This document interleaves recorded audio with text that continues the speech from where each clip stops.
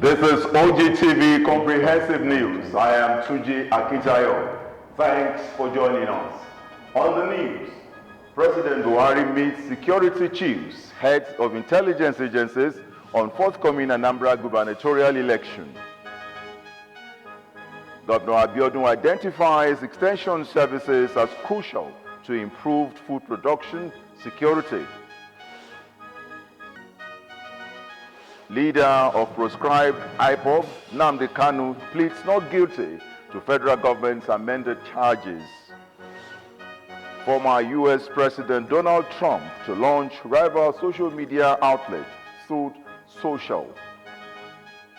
Success is often achieved by those who don't know that failure is inevitable. And on business news, the federal government to retain 1,500 staff of the fund PPPRA, DPR, REF. This and more to come. I am Simiat Abaru. Coming up on the world of sport, Super Eagles dropped 2 places in latest FIFA rankings. Details of this coming up on the sports segment of the news. I'm Emmanuel Dasaulu. Stay with us. Now the news in full. As a bridge between improved food production and best agricultural practices, extension services are central to the development of agriculture, which is why the current administration in Ogun State is doing a lot to improve the capacity of extension officers. Ogun State Governor Prince Dapo Abiodun made this known while declaring open the training of extension agents in the 36 states and Federal Capital Territory at Ogun State Agricultural Development Program Office in Idiaba, Abeokuta. Matthew Showumi completes the report. We bring you that report in the course of the bulletin. The Ogun State government has said that efforts are ongoing to facilitate the upgrade of Moshood Abiola Polytechnic, Mapoli, Abeokuta, to a Bachelor of Technology degree awarding institution by our next academic session in affiliation with Olabisi Onabanjo University, OOU, Agoiwoye. The Commissioner for Education, Science and Technology, Professor Abayomi Arigbabu, who disclosed this during a courtesy visit of the Mapoli Alumni Association to his office in Abeokuta, said the decision was to further stabilize and boost the status of the institution. Professor Arigbabu noted that one of the major achievements of the present government is the restoration of Mapoli, adding that the institution is standing firm and stronger since this administration came on board.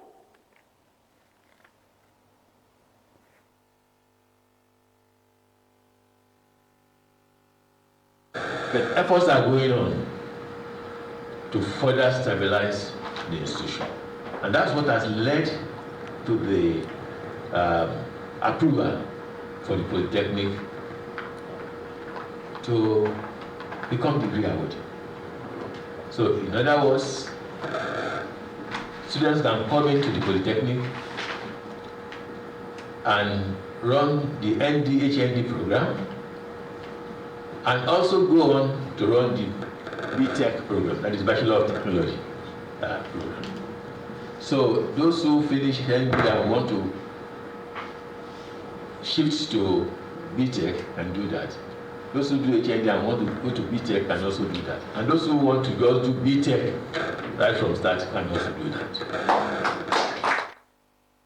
Speaking, the president of the association, Pastor Ezekiel Obasonya, appreciated the governor for reviving the institution, which has brought it back on track.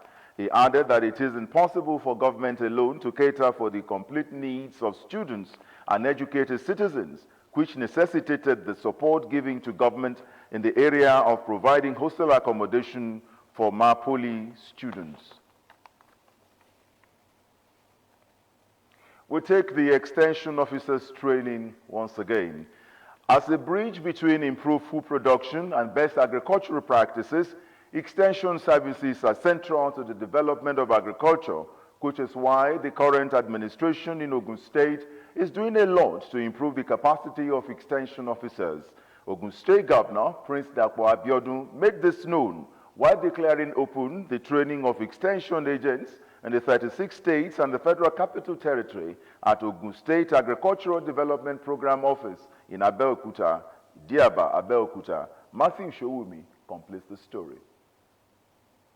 Of existing extension officers, youth unwillingness to embrace agricultural entrepreneurship and general poor funding of the sector are some of the factors identified causing the decline of national agricultural extension delivery system and must be addressed if the nation is to achieve the goals of the development of agriculture and increased food production.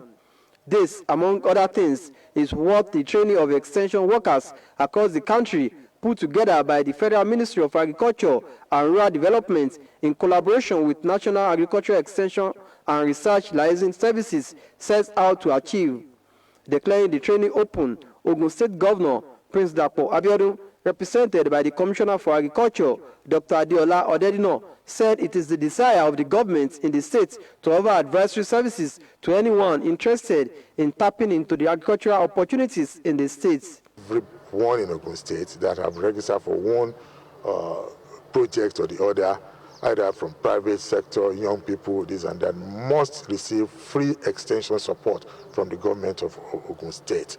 If extension agents are not updated on new technology, then the farming, food will suffer for it. So it's a very good thing for extension agents to keep on updating themselves. Minister of Agriculture and Rural Development, Dr. Mohammed Abubakar, represented by Engineer Kolanwo Oseni, revealed that the training is one of the several strategies planned by the ministry to halt the drift in the agricultural extension system with the aim of achieving the revitalization of the economy. Consider them as the bridge between the research institutes, various organizations that create information, data concerning agricultural programs.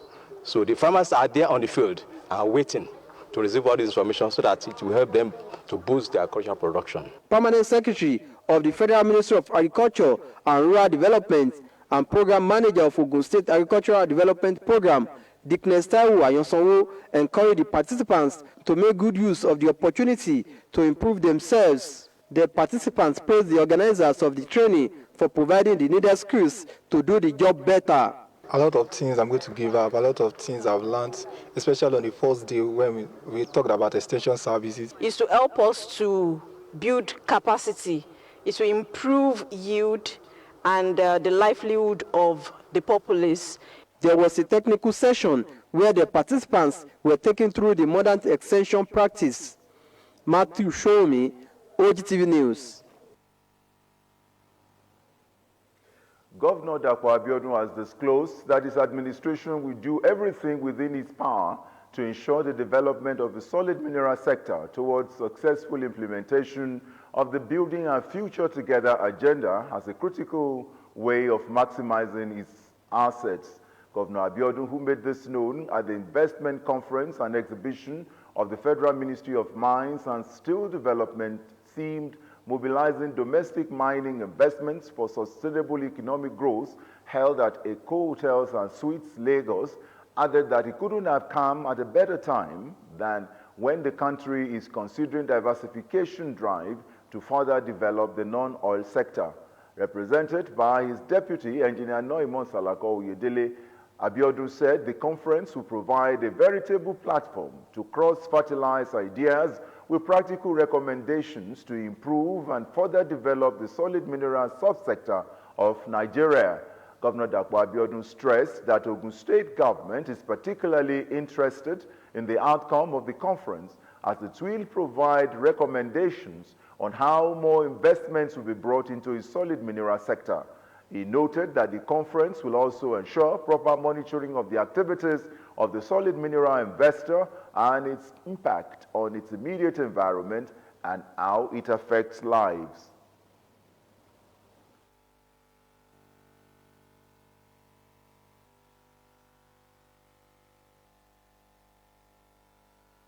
We have genuine reasons to be concerned. About 16 minerals of high economic value are reputed to occur in commercial quantities across our 20 local government areas. These include minerals such as limestone, granite, mica, clay, feldspar, silica sand, gypsum, kaolin, shale, phosphate, quartz, sillimanite, bitumen, and several gemstones. These minerals are key raw materials in the ceramics, pharmaceutical, ornamental, construction, and electrical industries, amongst others. Currently, the occurrence of limestone has attracted billions of naira worth of investment into the state through the likes of Dangote, Lafarge, and many other cement producers, consequently positioning Ogun State as the cement capital of Nigeria. In his address, the Minister of Mines and Steel Development, Architect Olamilekan Adegbite, noted that Nigerians are not aware of the opportunities in mining, saying Nigeria has a robust regulating system, while the Mining Act and regulations has been tested and found to meet the expectation of global best practices. He added that the ministry has reinvigorated its mining institutions to provide ease of doing business to mining investment communities, intensify effort at the risk investment sector, and create an ecosystem for ease of doing business to achieve sustainable economic growth. Towards settling arrears of their outstanding land use and amenities charge, the Ogun State government has again announced a 75% discount to operators of hotels in the state. The waiver covers year 2016, 2017, 2018, 2019, and 2020. With this gesture, all hotel owners are expected to pay the current year charge in full, in addition to payment of 25% of all arrears owed by such operators. The Permanent Secretary in the State Ministry of Finance, Alhaji Hassan Adekunle, who made this position of government known in Abeokuta at a meeting with members of the State Chapter of Hoteliers Association of Nigeria, said the decision was a further demonstration of the current administration's commitment to further entrench a friendly environment for investments and businesses to thrive in the state. Adekunle recalled that as a means of coping with the debilitating effects of the COVID-19 virus, the state government gave hoteliers 90% rebate last year, maintaining that the enforcement of the land use and amenities charge was being pursued with a human face. We'll go back and do 75% again. 75% discount again on all arrears up to year 2020. 75% discount again. 25%. Go on, pay 25% of arrears, full and final payment. Exactly. In his remarks, the representative of the consultants to the state government on land use and amenities charge, Mr. Ayoladigbolu, disclosed that the charge in the state is the cheapest when compared with what obtains in other states, particularly in the southwest region. He further disclosed that to address the issues generated by the enforcement, a customer care center and phone numbers have been made available in the Ministry of Finance to entertain complaints and suggestions from the public. The president of the association in the state, Otumba Segun Timi, who had earlier appealed for reopening of the sealed hotels, expressed his delight on the concession granted their members and commended the state government for the provision of various infrastructural amenities, which he noted had impacted positively on their businesses. Members of the Nigeria Labour Congress, residents of Ota, and other indigenes of Ogun State have been asked to show understanding with the government in the state on the current condition of some portions of Abeokuta, Lagos, and Ota-Idi-Iroko roads. Special Advisor to the Ogun State Governor on Media and Public Communications, Honorable Remi Hassan, made this appeal while speaking on the situation of the road and the ultimatum given to the government to fix the road. Honorable Hassan assured that the government is doing everything within its power to address the situation of the road, which belongs to the federal government.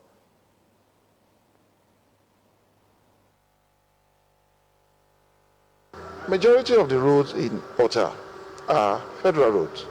However, The citizens there are Ogun State citizens, and whatever they have asked Ogun State government is well within their right.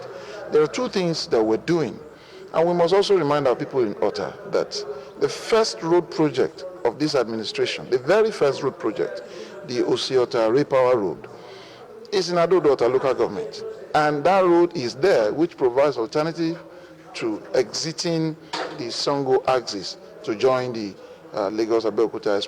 Two things that we're doing. First is the palliatives that we're working on there to make the road momentarily passable so that we can allow this rainy season to pass. Then under the federal government tax credit scheme, that road has already been awarded to GLO to fix. And they too are planning to start work within the first quarter of next year. So all of this is to bring reprieve to our people. The government is deploying its resources to spread development across the state. You're watching Ogtv News. Coming up, President Buhari meets security chiefs, heads of intelligence agencies. Details and more reports after this break.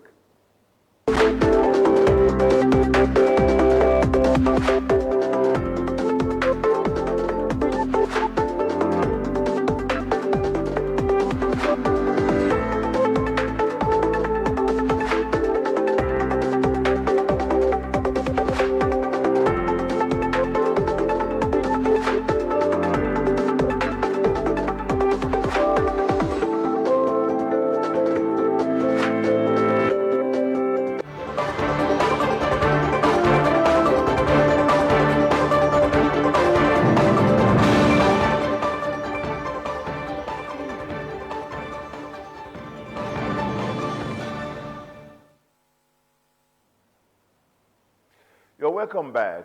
President Muhammadu Buhari has directed armed forces and other security agencies not to leave anything to chance towards ensuring that the forthcoming Anambra governorship election is conducted as scheduled and peacefully too. The president gave the directive at the resumed meeting of the National Security Council. Usually conducted on a quarterly basis, the meeting of the National Security Council is now held virtually monthly in response to the challenges of security in parts of the country. And this latest engagement, attended by Vice President Yemi Osinbajo, several ministers, service chiefs, and heads of other security service. Issues relating to the forthcoming Anambra governorship election were critically analyzed as the election scheduled for November 6 draws near. There are strong fears of uncertainty in the political environment following recent attacks on institutions of government. For presiding over this meeting of the National Security Council, President Muhammadu Buhari directed the armed forces and other security services to do whatever it takes towards ensuring that the Anambra governorship election is conducted peacefully and the vote of the electorate must also count. The National Security Advisor, Babagana Munguno, and the Minister of Police Affairs, Muhammad Magari Dingyadi, briefed the State House correspondents after the meeting. The President has directed that under no circumstances will anything be allowed to stop the elections from taking place successfully. The people have a right to vote. They have a right to select their leader, and no group or individual will be allowed to stimulate anarchy and chaos leading to murderous activities. The President has made it very, very clear that any action that is outlandish, any action that typifies roguery, the usurpation of the authority of the state is not going to be tolerated.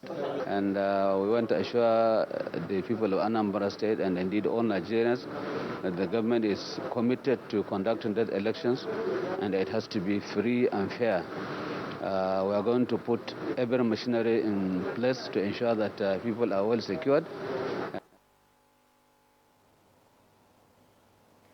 The The devastating effects of the nation's insecurity could be traced to the lack of political will by the leadership of the country to decisively curtail the current worsening level of security at the formative stage. This development, to a great extent, is an impediment to a full-blown democratic process in Nigeria and therefore requires the collaboration of all stakeholders to get out of the doldrum. Publisher Premium Times, Dapolon Yomi, stated this in his keynote presentation to set the tone of discussion for the 17th All Nigeria Editors Conference holding in Abuja. Mr. Olorunyomi posited that the media practitioners must not fail in its statutory function of protecting the nation's democracy by constantly setting useful agenda that promotes the tenets of democratic rule. The media guru also alerted media organizations on the need to regularly use its tools in forging a synergy at promoting more secured environment that guarantees peaceful cohabitation, attractive enough for foreign direct investment. Thanksgiving is a lifestyle that should be emulated by everyone, as praise serves the dual purpose of gratitude to God for his works as well as sweet-smelling sacrifice offered to him. This was the remarks of the Oshile of Okiono Egba, Oba Dr. Adedapo Adewale Tejosho, at the 19th edition of the King's Day of Praise, an annual event that brings together monarchs, princes, princesses, and royalty, irrespective of cultural differences, to give quality praise and worship to God.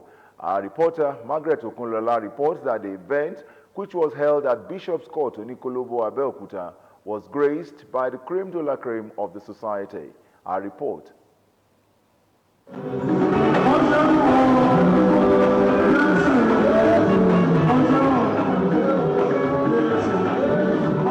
The 18th edition of the King's Day of Praise was a gathering of monarchs, princes, princesses, and royalty in general to celebrate and appreciate God, the Supreme Being and the King of Kings.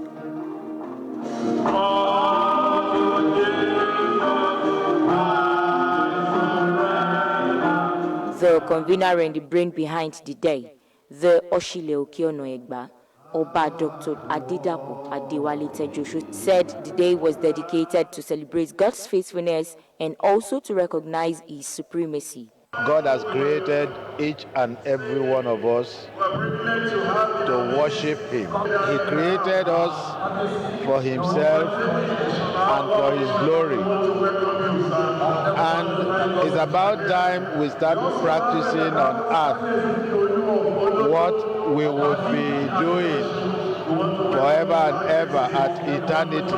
The chairman of the King's Day of Praise, Evangelist Ebenezer Ube, emphasized the importance of praise. The King's Day of Praise is a unique program and the vision of God that God gave to Oba Kabesi Oba Adedapo Adewale Tejosho,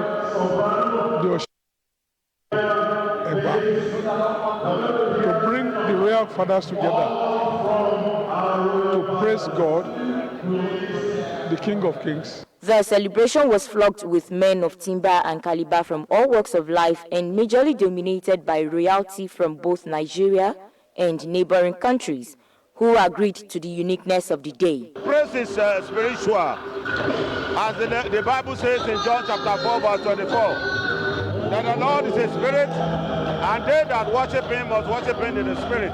Let us know that the overall boss, the King of Kings, is God.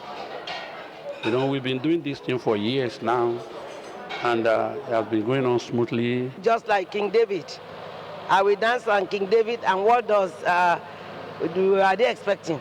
Definitely they must be expecting the goodness of joy in their lives and the blessings of God the Almighty. Praising God is a lifestyle, so we have to praise God every day. And I thank God that this is the 18th edition. Because it's a good thing to worship God. It's a good thing to praise God. And it's a good thing all the time to reference him. Because he is the Alpha and the Omega. In attendance were several gospel ministers who led the congregation in various genres of music, singing and dancing to the Almighty God. Margaret Okunlola, Ogtv News. The King's Day of Praise began in 2004, and that edition was the 17+1 edition, the 18th edition.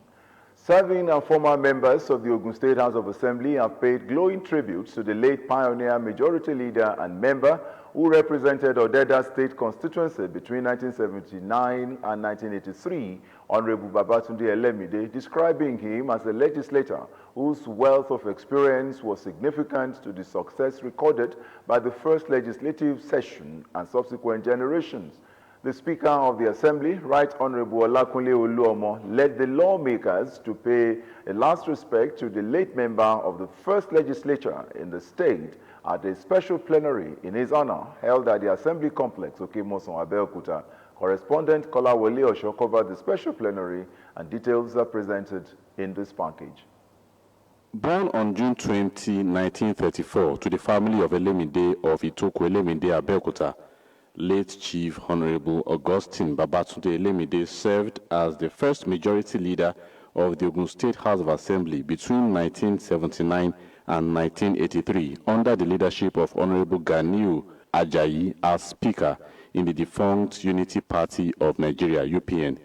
As a mark of honor, a special valedictory plenary was held at the State House of Assembly where family and friends joined members of the 9th Legislature and some former members to pay their last tributes. Speaker Right Honorable Olakunle Oluomo, while commiserating with the family of the lawmaker, including a member representing Odeda State constituency, Oludaisi Elemide, recalled that it was worthy to celebrate the life and time of the late lawyer who conquered the world with unique achievements.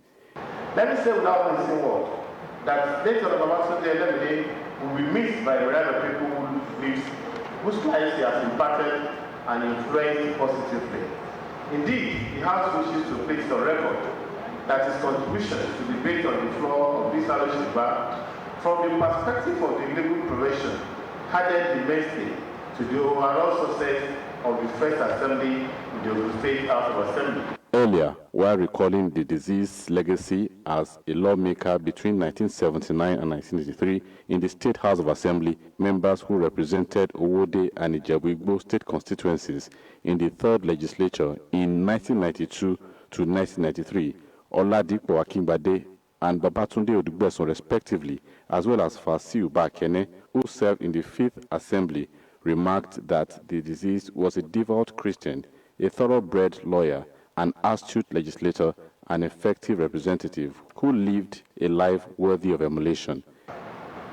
He was a courageous man. Baba was a legislative bulldozer, I can say that. He knew his onions. I always fight for his right. This man is a very good mentor. Whether you are a lawyer or not, or a politician, anything, go to him. He will advise you wisely. When we went to court on this house, he was representing the whole house. Papa is an inspirational factor to some of us. He leads the debate in the house. And we can say from the progress made by that government, the Olabisi Onabanjo government in this state, that yes, Papa has led very, very satisfactorily and he has led very well.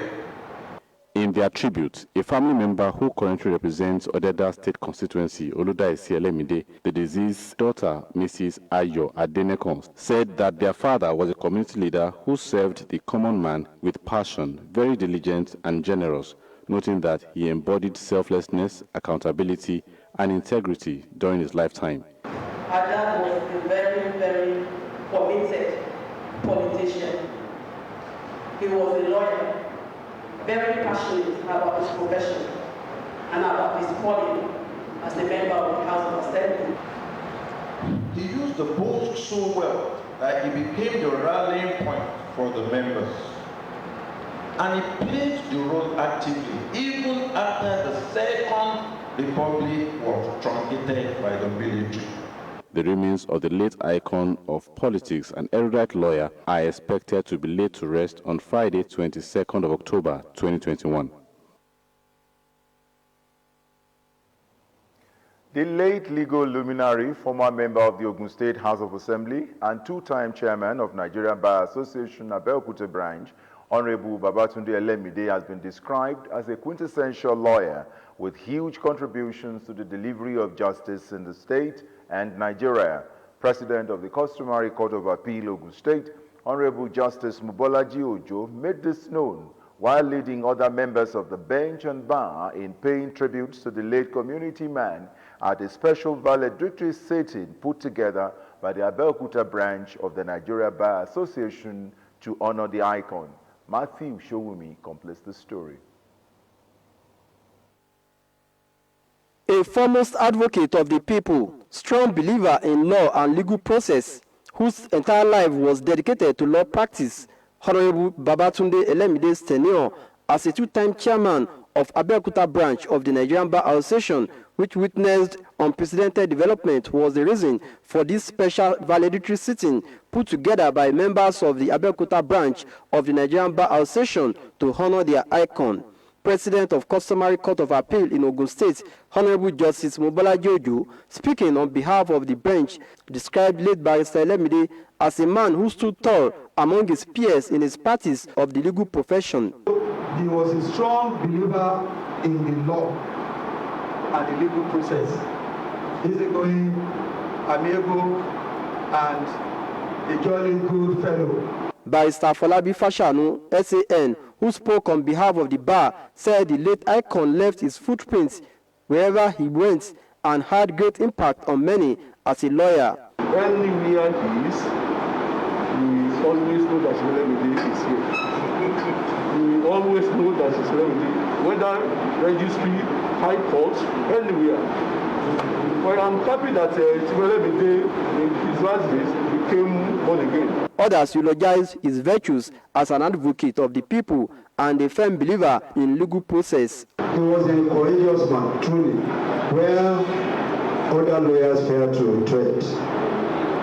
Chief Elemide will go there. For you at that time to be the secretary of the branch, working with the likes of Chief Richard Akitide as a chairman, you must be worth the line. In his welcome address, Chairman of Nigerian Bar Association Abeokuta branch, Camille Abolade, said a legal colossus like late Honorable Elemide, with great contributions to the profession in the state, must be given all the necessary honor, even in death. Gentleman, a father indeed, somebody who usually advised juniors, even his own colleagues. Whenever there was any issue we had to discuss, we would go to him. He would give fatherly advice. Barrister Bode Elemide responded on behalf of the children and family members. He breathed the law. He spent a lot of time in England being a lawyer because he went into politics. He was a member of the Abeokuta, the action group, the young action group in those days. A minute silence was observed for the late legal icon. Matthew Showumi, Ogtv News. The Nigeria Railway Corporation has stopped services on the Abuja Cardinal route following allegations that a part of the train track was bombed by bandits. Officials of the corporation confirmed on Thursday that services on the route had been halted, but stated that investigations are ongoing to determine if the facility was actually bombed, as widely speculated. A former senator from Kaduna State, Shehu Sani, posted on his verified Twitter handle that bandits attacked a train on the route on Wednesday. Sani said terrorists attacked the Kaduna-Abuja railway with an explosive and opened fire on the train, targeting the engine driver and the tank. He added that investigations are ongoing and will give updates as they come in. The engineers have been mobilized to the area, and right now, activities have been suspended. Barring any unforeseen circumstances, the federal government will, in a matter of weeks, take steps to regulate road transportation and mass transit vehicle operations in the country. Senator Gbemisola Saraki, Minister of State Transportation, has disclosed. Senator Saraki, who made a disclosure in a meeting with a section of automotive manufacturers led by Ifeanyi Chukwu Agu, the Chief Executive Officer of BKG Exhibitions Limited and Chairman Organizing Committee of Abuja International Motor Fair, said the decision became necessary in order to reposition Nigeria's road transportation system ahead of African Continental Free Trade Area. The Minister of State lamented that out of 76,000 trucks registered at the port, only 17 supposedly meet the standard, stressing that Lome and Cotonou are complaining that Nigerian vehicles are below standard. Saraki, however, disclosed that arrangements are being put in place for the federal government to brainstorm with the players in the automotive industry, including assemblers and manufacturers, to find a local solution that will move the industry forward. According to the Minister of State, over 97% of passenger movements in Nigeria are done on the road. Hence, government needs to ensure proper restructuring for better service delivery. The Federal Ministry of Education has approved the resuscitation of the National Secondary School Education Commission NSSEC Act 1999, Cap number 73, LFN 2004, to oversee the affairs of senior secondary schools in Nigeria. The Executive Secretary of NSSEC, Dr. Benjamin Abakpa, who was speaking in Bauchi on Thursday during an advocacy and sensitization forum for the Northeast sub-region, lamented that the Commission has not been operational since its enactment, despite the fact that secondary education is pivotal to academic excellence and low-level manpower, which forms the bedrock to national development. Benjamin Abakpa said that the act was enacted to prescribe national minimum standards for secondary education throughout Nigeria, manage National Secondary Education Fund, and for matters connected therewith.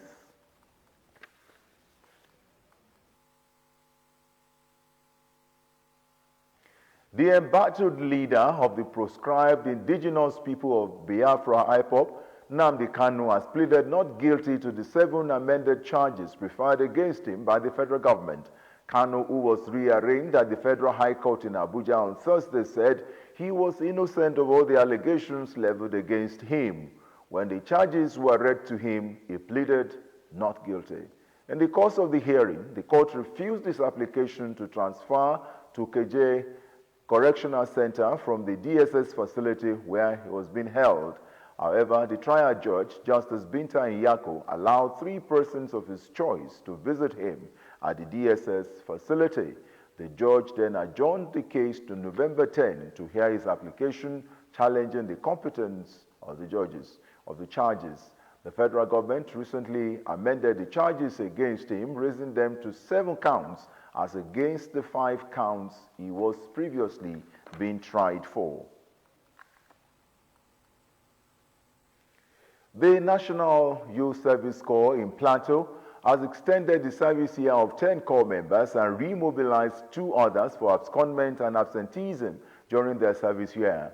The state coordinator of the NYSC in Plateau, Caroline Embu, disclosed this on Thursday in Jos at the official passing out ceremony of the 2020 Batch B Stream 1 of the scheme. According to Embu, the 10 corps members will have their service year extended to various periods for absenteeism and abscondment, while the 2 other corps members, she said, had been remobilized to repeat the service in another state with half allowance for absenting themselves from their respective places of primary assignment for over 3 months. The Central Bank of Nigeria, CBN, has said it will support youth in tertiary institutions with grants to promote entrepreneurship and reduce unemployment. The CBN disclosed this on Wednesday in a report titled Guidelines for the Implementation of Tertiary Institutions Entrepreneurship Scheme. 5 top Nigerian polytechnics and universities with best entrepreneurial pitches and slides shall be awarded as follows. First place, 150 million naira. Second place, 120 million naira. Third place, 100 million naira. Fourth place, 80 million naira. And the 5th place, 50 million naira. It said the CBN disclosed that the Tertiary Institutions Entrepreneurship Scheme is in partnership with Nigerian polytechnics and universities to harness the potentials of graduate entrepreneurs. According to the guideline, the broad objective of the scheme is to enhance access to finance by undergraduates and graduates of polytechnics and universities in Nigeria with innovative, entrepreneurial, and technological ideas. A federal Capital Territory High Court sitting in Jabi on Thursday ordered that the former board chairman of the Nigeria Social Insurance Trust Fund, NSITF, Ngozi Olejeme, be remanded in the Economic and Financial Crimes Commission's EFCC custody until Friday. The judge, Justice Miriam Hassan, gave the order after listening to both counsel submissions on the defendant's bail application. She directed that the defendant should be in EFCC's custody pending the ruling on the application for bail on Friday. Olejeme is standing trial over alleged case of criminal conspiracy, abuse of office, diversion of public funds, and money laundering. The offense, it was alleged she committed between 2012 and 2015 when she was the board chairman of the NSITF. The non-count charge bordering on mismanagement, giving false statement, taking kickback from contracts and diversion of NSITF funds into personal accounts and companies she had interest in formed the basis for the defendant's arraignment. Up next is business news with Simeon Abaru. Stay with us.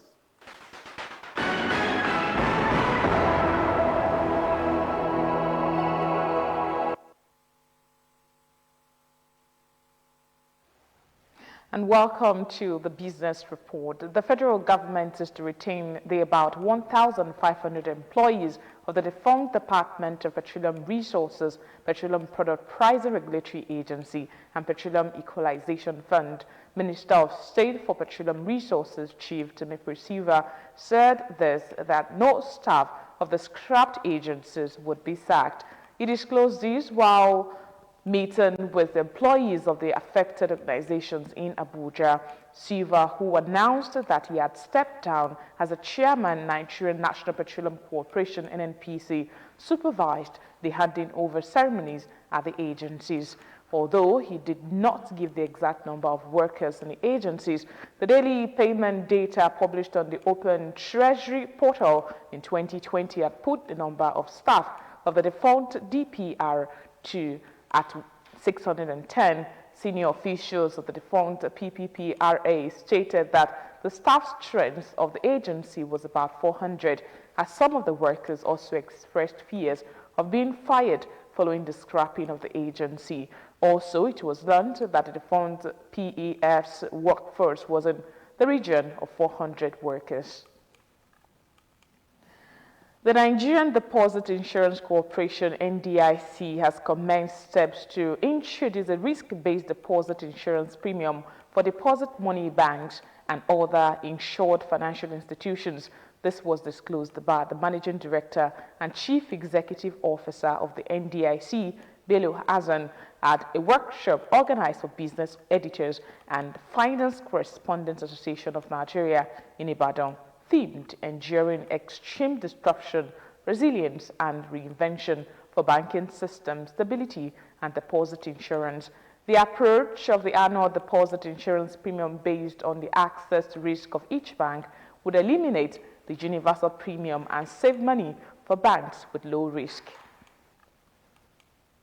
The Executive Vice Chairman, EVC, of Nigerian Communications Commission, NCC, Professor Umar Garba Dambata, has enjoined telecom licensees to always comply with the provisions of extant laws, subsidiary legislations, and other regulatory frameworks put in place by the Commission to ensure a more competitive and sustainable telecom sector in Nigeria. The EVC gave the charge at a two-day tripartite dialogue of the Commission tagged Talk to the Regulator Forum, which held in the Asian city of Kano recently. The program had in attendance representatives of more than 104 telecoms licensees in different categories and segments of the Nigerian telecoms market, as well as consumers of telecoms services. And lastly, on business news, the power generation companies in Nigeria have said they suffered a loss of 1.66 trillion naira in 7 years as a result of non-payment for deemed capacity. The Executive Secretary, Association of Power Generation Companies, the umbrella body for the GENCOs, Dr. Joy Ogaji, disclosed this at a stakeholders meeting on the regulator's monitoring program on electricity organized by the Wole Soyinka Center for Investigative Journalism. Ogaji said the available generation capacity dropped to 6,192.34 megawatt this year from 7,792.51 megawatt in 2020, while the average generation capacity rose to 4,120.96 megawatt from 4,050.07 megawatt. According to the APGC, deemed capacity is the capacity that should have been delivered, but for the system operator's instruction to a GENCO to derate or reduce its capacity to achieve grid balance and stability. And that's all on business news tonight.